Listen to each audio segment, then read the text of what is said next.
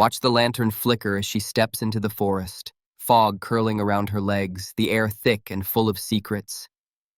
Every step crunches on dead leaves, but somewhere, a distant howl cuts the silence.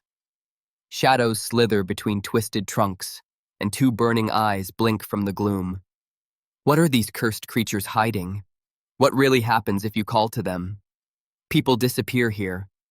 Why do some never return? The forest isn't empty, and tonight, you'll find out why. There's a reason why so many people, from wide-eyed teenagers to seasoned explorers with weathered boots, stand at the forest's brink and ask, can spirits from these woods really be summoned? These stories don't start with daring heroes or magical powers. They begin with people just like us, driven by curiosity or the hope for answers. If you've ever felt that pull, that chill crawling up your back as you stare at the wall of mist between the trees, then listen close. Deep in the woods, where sunlight barely gets past the branches, old rituals are carried out under moonlit skies. Some are shared in online forums and passed from friend to friend on stormy nights. Others are whispered through generations, changing only in detail, never in feeling. Let's pull back the curtain on one of the most popular and chilling rituals, a process woven with warning and wonder. It usually starts with simple planning, though the directions are never exactly the same. You're told you need 3 things: a small, white candle, a hand mirror with no cracks, and red string or thread. Everything must be clean, totally unused. You're inviting a guest, after all, and these guests don't like sloppy hosts. Picture this. At night, you're supposed to walk 13 steps past the last stone or tree stump of the clearing, deeper than most people go. All the while, you're careful to keep the candle steady. Its small flame paints dancing shadows on the moss, but it barely touches the thick darkness.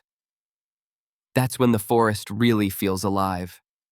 Every snapped twig, every distant rustle feels pointed, like someone's watching. When you reach the right spot, and it never feels right, you tie the red string in a perfect circle around your feet. To break it is to break the ritual, and some say the forest doesn't forgive that. You set the candle down within this ring and light it, your hands shaking, maybe from the cold, maybe from nerves. Then, holding the mirror, you're supposed to whisper 3 questions into it, not aloud, but so quietly that only the woods could possibly hear. The questions are always personal. Some are hoping for lost loved ones, others want secrets from the past. The last step, you keep your eyes glued to the mirror, waiting for an answer, a sign, or maybe just a flicker of something that shouldn't be there. People have shared what happens next on posts buried deep in old forums and fresh Reddit threads. Sometimes they just feel watched, cold breath trickling down the neck, goosebumps prickling the skin. Stephanie, from a story on r/paranormal, described hearing voices right at the last whisper. I felt something bend close to my ear, she wrote, and I swear it said my name. It wasn't a voice I knew. The mirror fogged up. Others talk about technical glitches that make your heart pound. Phones die right when you start the ritual, no matter the battery. Cameras refuse to focus or record just static until you leave the woods. Even GPS apps, things you trust, stop working, spinning lost until you give up. Some people laugh this off. Most leave that part out of the retelling. But sometimes, it's more than a prank of the nerves. Dana, a skeptic who posted her story last fall, truly believed nothing would happen. It was freezing, but suddenly the temperature just dropped even more, like standing inside a walk-in freezer. The candle, which wasn't even flickering before, just went out. That's when I heard leaves crunching behind me. Nothing else, but I'd never felt fear like that. It's easy to brush these off as nerves, but folklore never lets it lie. If the ritual goes wrong, the stories promise both small and massive consequences. Some say it's a run of bad luck, a car stalling for no reason, keys lost forever, money vanishing from a wallet. Others believe the price is bigger. The forest spirits aren't just shadowy memories, they have rules. If you break the circle, forget to snuff the candle, or worst of all, leave the mirror behind, you let something follow you. Blessings and curses are two sides of the same coin here. Grandparents might joke that these rituals can grant you answers or lost trinkets, but they'll always lower their voices. Some things, even miracles, come at a cost. There's a section of the forest near my hometown, blanketed in ferns and barely a footpath. My neighbor Jasper tried a ritual there with his brother a few years ago, just on a dare. Candle, string, mirror, the whole deal. They started well enough, joking, filming for TikTok. But halfway through, Jasper says the air suddenly felt heavy, pushing against their chests. Jack, his brother, swears he heard something giggle behind him. When they tried to leave, the red string snapped. They both claim their nightmares got worse after that. Jasper started waking up with scratches on his arms, blamed it on the cat at first, until the cat refused to come into his room at all. These rituals aren't just for thrill seekers. Some people do them for comfort, a scrap of hope to reconnect with someone they've lost or find closure after a tragedy. Jessica, who lost her favorite childhood bracelet near the woods, tried the ritual, desperate to find it again. She said she saw her mother's face flicker in the mirror, but then she started hearing their family dog barking, which had died years before. For Jessica, it was comforting at first, until the dreams started. Every night she was standing in the forest, always. Something was just out of sight. No matter your reason, the warnings are everywhere. Never disrespect the space, never taunt what you can't see.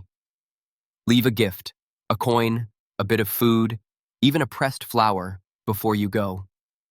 Don't take anything from the woods that doesn't want to be given. These safety tips sound silly, but locals repeat them like prayers. If you're ever tempted, remember a few simple rules. Stay quiet, stay polite, leave the area as you found it, and never, ever break your protective circle. For those who do, the stories say the echoes of their mistake follow them for years.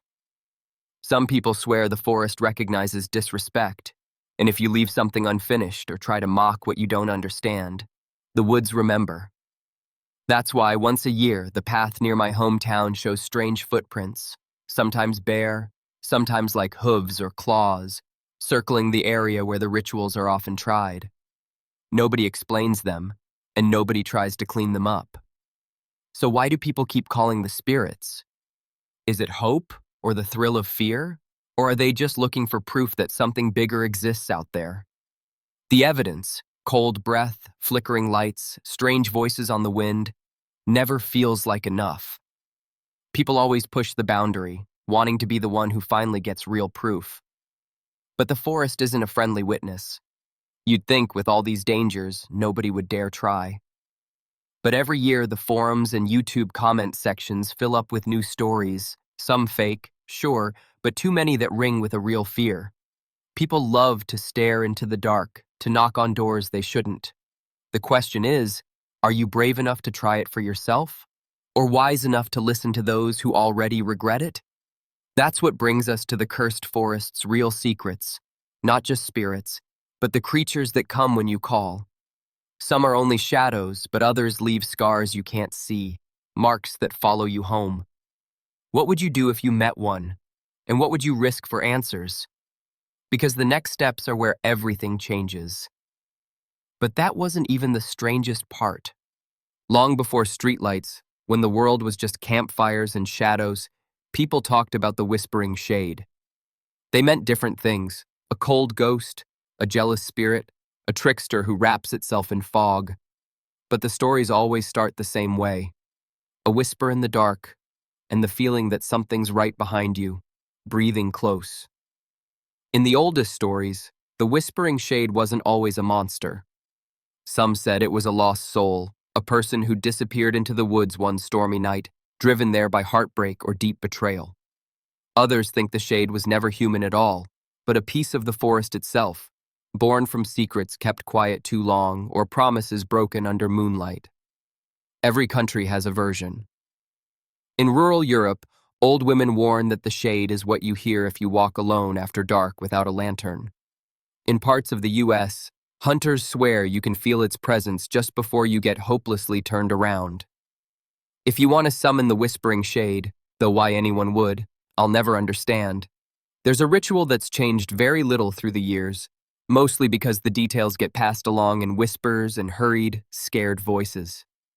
Here's how it goes, according to both folklore and daring storytellers online. You start on a moonless night. No streetlights, no flashlights, just one candle. Some people say it has to be black, others say pure white. Either way, it's supposed to burn fast, as if it can't wait to go out. You find an abandoned place close to or inside the forest. Sometimes a half-fallen barn, sometimes a ruined chapel with empty windows staring at you like eyes. Inside, you draw a circle with chalk or salt, and you sit in the middle.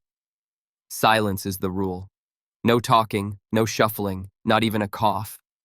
Then you take the candle, light it, and start to whisper. The words don't have to make sense. Some say you have to repeat your biggest regret 3 times, or the name of someone you've lost. Others describe rattling off a poem, but always in a whisper, never louder. If you do it right, the temperature drops with every breath. The shadows close in. The flame shrinks with each whisper, dancing crazily against invisible wind. That's the sign you're not alone anymore. Physical signs are almost always the same, no matter who tells the story. First, your skin prickles, as if a cold, invisible hand brushes past. Then the shadows in the broken windows or corners begin to flicker. Not quite people, not quite shapes, but something. Sometimes if you hold your breath, you can hear a faint whisper echoing your words, only slightly off. If you're unlucky, you feel the icing chill on your neck and the unmistakable sensation of cold breath, as if someone's leaning over your shoulder just out of sight.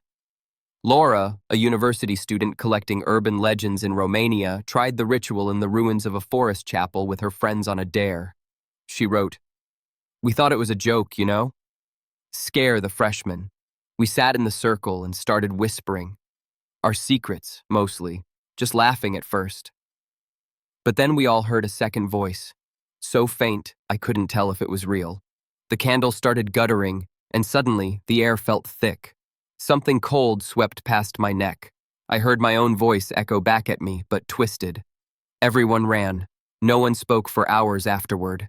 For weeks, I kept seeing something in the corner of my eye. Even people who don't see or hear anything during the ritual report strange feelings that stick. Paranoia that hums in the background, eyes darting to every shadow. Some can't sleep for weeks. It's almost like the shade follows you home, living in the gaps between thoughts, in the silence at night. There's a saying that once you've been noticed by the shade, it never really lets you go. Victims talk about never feeling warm again, about waking up with words whispered into their ear, so quiet they can't quite tell what was said. Let's paint a detailed picture of what that night's really like.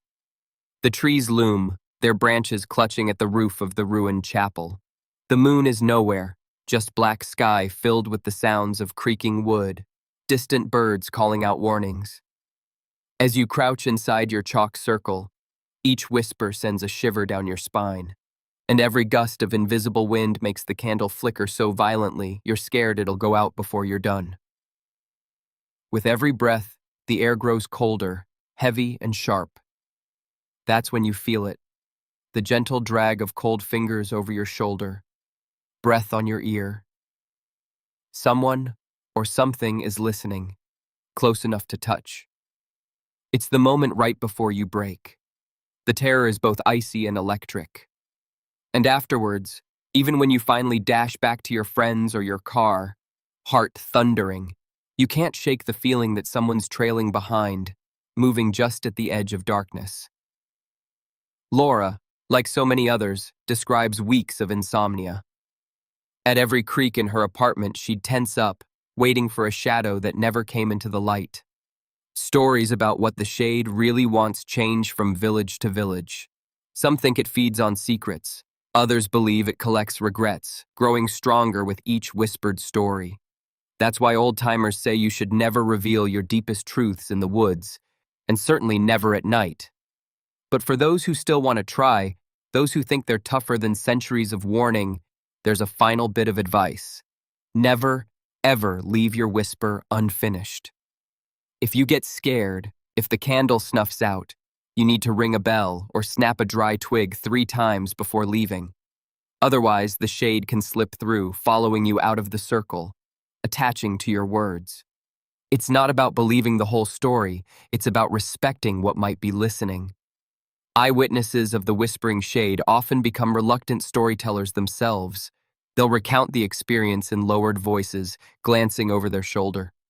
Laura ended up shutting her curtains for a month and sleeping with music on. It was like I could feel it breathing just behind me, she told me later. Not every night, but close. Like part of the forest came back with me. Can you ever really be free of the shade after you call it? Some say yes, that salt and sunlight can drive it away given time. Others claim you can still see people on the bus, slouching in the corners, their lips moving in silent whispers to themselves, never looking up. Maybe the shade lingers until it's collected enough secrets and then moves on to the next voice in the darkness. Are these tales just tricks of the mind, or is there truly something lurking in the ruins and old forests, waiting to be summoned? No one who's heard the whispering shade ever quite laughs about it afterward. And for many, the fear never really fades with the dawn. But what if there's something worse than the shade? What if the next creature you summon doesn't just want to whisper? It wants to hunt. So what happened next? Some legends never fade, haunting campfires and story circles for generations. The hollow antler is one of those. It starts, always, with a warning. Don't follow animal tracks that vanish, and never answer the sound of antlers clattering in the woods. Ask anyone who grew up near these forests, and they'll tremble a bit as they say the name. There's good reason. The tales say this creature was once an ordinary deer, proud and strong, until it did something to anger the spirits of the woods. Some stories say it ate the wrong plant, one sacred to the forest's heart. Others whisper it served as a vessel for a vengeful spirit, trapping a human soul inside that branching rack of antlers. Regardless of version, locals agree. The hollow antler's eyes are black as pitch, and its cry sounds almost human, all hollow and aching. To summon, or more accurately, invite, the hollow antler, you're supposed to wait for heavy fog. If there's no mist crawling low to the ground, the ritual doesn't work. With fog swirling at your knees, you bring a pine bough, antler shed. They can be bought, but the best are found in the wild. And a hunk of dark bread, wrapped in cloth. Just after twilight, you're meant to seek a lonely patch of woods where the trees press together, their branches touching overhead like arches, and the ground feels soft and springy beneath your boots. You lay the antler and bread at the base of the largest tree, then wrap the pine branch around them in a slow spiral, all the while humming a single note. It's not a song, more a droning sound that gets the hairs on your arms standing up. Legend says the ritual must be done with eyes closed, so you never see the first signs of the hollow antler's arrival. The air shifts, fog thickens, birds stop, and every distant branch creaks as if under heavy weight. Ella, who posted her experience in a wilderness hiking group, described going out with 3 friends late one fall. We wanted something scary, but also just wanted to see if the stories were true, she wrote. The woods swallowed our flashlights, the fog reflecting the beam right back at us. When we started the humming part, it felt like the sound swallowed all the other noises. Then it happened. The sharp sound of something scraping bark. At first I thought it was wind, but it kept repeating, slow and steady, like someone walking a stick up and down a tree. She described the terror when one of her friends, Jake, whispered, "Did you see something move?" Nobody wanted to look, but all of them could hear it. A groaning, scraping sound, like heavy antlers dragging through branches overhead. No animal made noises that slow, that deliberate. The hollow antler is known for tricks, mimicking voices, making you think a loved one is calling your name just out of sight. It's how it separates wanderers from the group. Ella's group heard a faint voice calling for help, using their friend's name, from deeper in the fog. Jake almost followed, but Ella grabbed his arm, remembering the warning, never answer until the call is twice repeated. Only the hollow antler repeats itself, hoping you'll break away from your friends. When the scraping stopped, everything went frozen and silent, even the wind. The air tasted metallic, the fog thick on the tongue like cotton. People say if the hollow antler reaches you, it presses its bony rack against your shoulder, an icy cold that seeps deep, leaving a mark that won't wash off. In the stories, it doesn't always take you right away. Sometimes you stagger home and find bruises shaped like tiny branches, or hear antlers scraping on windows at night.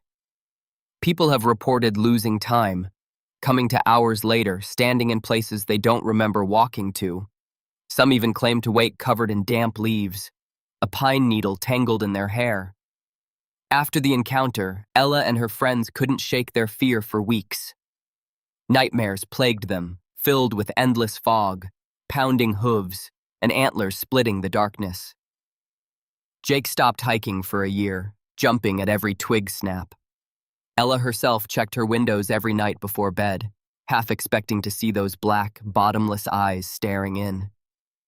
The legend says if you want to break the curse, you need to return to the same spot and scatter salt in a wide circle, whispering apologies to the trees. Problems persist for those who ignore this: sick pets, plants dying, electronics breaking. Old-timers say the hollow antler remembers disrespect, and it always finds its way back to those who summoned it for selfish reasons.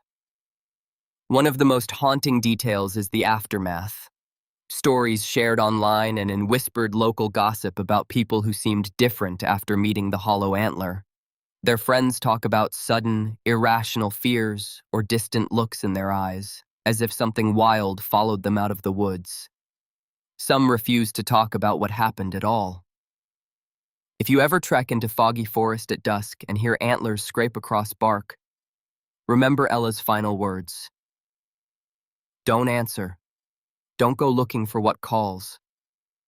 The forest sometimes gives things back, but not the same as they were before. But the forest holds more than just antlered shadows. Some say the next spirit is even worse, the kind that comes with a light rather than takes it. And then everything changed. There's an old saying in some forest towns: if you see a light where there shouldn't be any, turn around and walk away. The lantern wraith is the reason why. Unlike the other cursed spirits lurking in the shadowy corners of the woods, this one doesn't try to hide. In fact, it wants you to see it first. Folklore gives the lantern wraith a tragic start. Some say it's the restless ghost of a woodsman who got lost in a snowstorm. His lantern flickering out just as he found safety was only a few feet away. Others blame it on witches, cursed to wander the forest paths, doomed to carry their light forever as both lure and warning. No matter the story, there's always a lantern, a small golden glow, sometimes swinging, sometimes floating still as stone. The forest is black as pitch, but the lantern cuts through, shedding just enough light to tempt lost travelers deeper into danger. People know the lantern wraith by its signature signs. The glow's never steady. It flickers, as if whipped by some invisible icy wind, even when everything else is dead calm. The air turns so cold the breath sticks in your lungs, and if you're close enough, you'll hear low, echoing whispers, not words, but sounds like someone calling for help, begging you to come closer. It's said the bravest, or most foolish, who follow the light find themselves suddenly, hopelessly lost. Paths disappear, landmarks twist, some hear heavy footsteps behind them, but when they turn, there's nothing but fog and that relentless, swaying lantern glow. Sarah, an experienced backpacker, shared her own run-in with the wraith on a camping forum. We were setting up camp deep in the woods by a lake, totally off trail. It was almost midnight. My friends were inside the tent, I was outside, listening to the night. That's when I saw it. Right between the trees, a light about the size of someone's phone flashlight, but it was golden, and it swayed like someone was carrying it. I thought it had to be another hiker, so I yelled. It didn't answer. The moment I called out, it bounced, closer, but not in a straight line. I felt this chill, my whole body shaking. Sarah called out again, but the light only seemed to shift, flickering so fast she couldn't tell where it really was. The air around her hissed with whispers. It sounded like my friend Lily's voice, but muffled and strange. I got this gut feeling, If I moved toward it, something bad would happen. I yelled for my friends, but my voice sounded weird in my own ears, like it belonged to someone else. She noticed then that her breath was smoking in front of her even though the night wasn't that cold.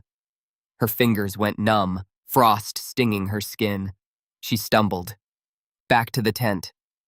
The light remained, swinging just on the edge of the trees, never coming close and never leaving. When her friends finally came out, all three watched as the lantern winked out, like someone blowing out a candle in a pitch-black room. The forest instantly felt warmer, the air less sharp. In almost every account, that bone-deep chill is the final warning. If you ever feel your breath ice up faster than it should, don't approach the light, walk straight the other way. People who ignore this find themselves hopelessly lost, sometimes for hours that feel like days, until the sun creeps back up. Some wake up in places they don't remember reaching, their faces streaked with tears they can't explain. Old woods folk pass down survival tips. Never follow voices in the fog. Don't leave a lantern burning after midnight. If you see a light where there shouldn't be any, always close your eyes and hum a song you knew as a child.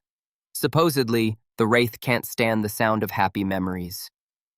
More than anything, if you ever do spot the lantern, leave a small pebble behind before you go.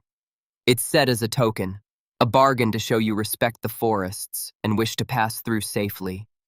The lantern wraith leaves lasting marks. Sarah spent months refusing to go near the woods at night. She'd dream of that golden light, drifting between trees, always just too far to reach, but never gone.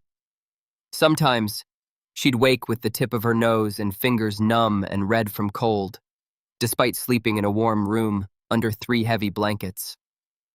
Her friends teased her, but there was a certainty in her voice when she warned, "Never follow a light in the woods. I don't care if you think it's help. It isn't." Even now, new stories surface every year. Joggers, campers, nighttime hunters seeing that lantern glide by, sometimes accompanied by the scent of burnt candle wax or sour smoke. Phones and compasses lose their minds. Dead birds are found near where the lights were spotted, feathers coated in frost.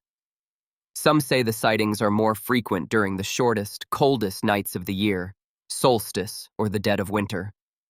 The best defense, according to local folklore, is never to travel alone. Groups aren't bothered, only lone wanderers. Whistling and singing are said to confuse the wraith. And of course, if you must venture out, bring your own source of light, one that's bright and steady. But even then, don't let your own lantern burn after midnight. That's when the realms blur, and you never know what might come following you home. So, next time you walk past a patch of woods and spot a little light hovering where there shouldn't be one, remember Sarah's words.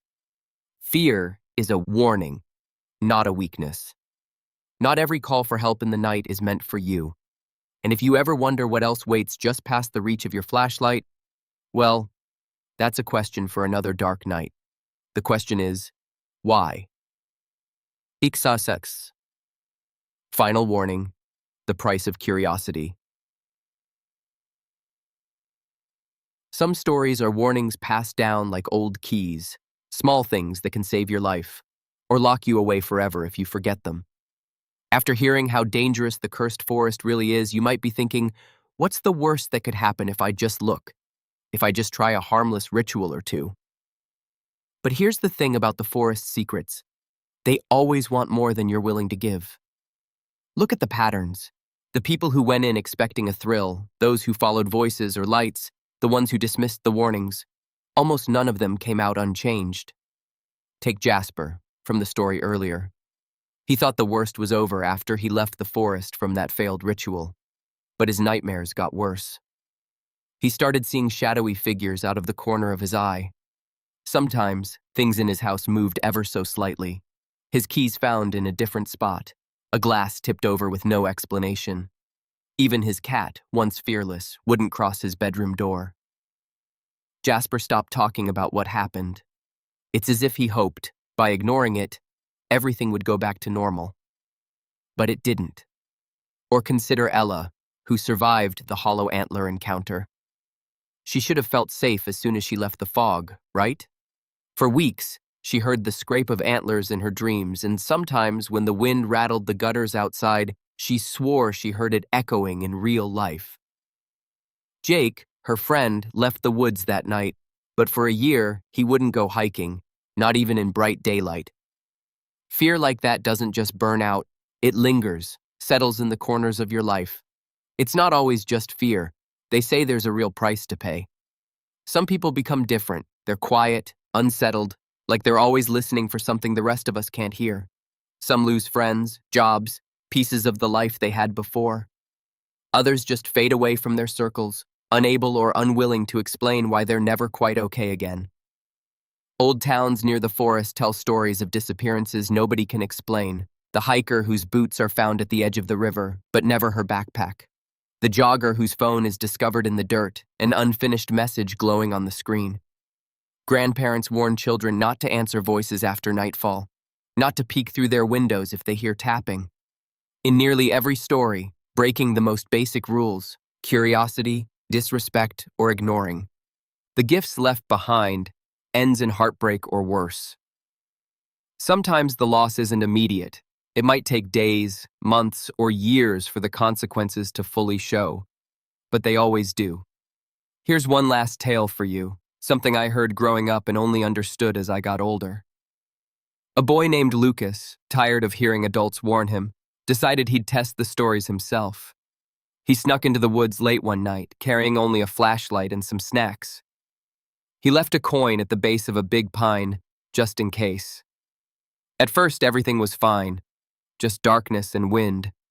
But as he sat under the tree, he heard quiet footsteps circling him, fast then slow, sometimes close, sometimes far. His hands started shaking. He shined his light every direction, but all he saw were branches waving like arms in the wind. When he finally left, he thought he'd beaten the story. But for months afterwards, small coins showed up in the strangest places. Under his pillow, in his shoes, even inside the sandwich he brought to school. Some say the forest was giving his offering back. Others think it meant the spirits expected more. Lucas never spoke of the woods again and grew up twice as cautious as any of his friends. So what can you do if your curiosity's already been sparked by these stories? You don't have to go into the forest to feel its pull. You can learn from those who've come before. If you hear someone in the woods calling your name, don't answer. If you find something strange, don't pick it up. And if you see a light that shouldn't be there, walk away. Every place with secrets has its own rules. As long as you respect them, you might just stay safe. Sure, sharing legends and stories online feels harmless. In fact, it's one of the best ways to honor the people who learned lessons the hard way. Have you ever seen something you couldn't explain or felt that chill of being watched even when you're all alone? Share your experience in the comments. You never know when your warning might stop someone else from repeating your mistake. And here's the part that should really haunt you. Even the bravest story collectors agree, the darkest secrets are always left untold. There are things in those woods we haven't named yet, creatures that wait for someone to try the wrong ritual, to step beyond the last safe stone. Maybe in the next video, I'll tell you about the footprints nobody's ever tracked, or the night the forest itself seemed to move. But for now, remember, curiosity comes at a cost, and sometimes all it takes to bring something home is a single unanswered question. What else is out there, just past the edge of the lantern light? And are you sure you really want to know?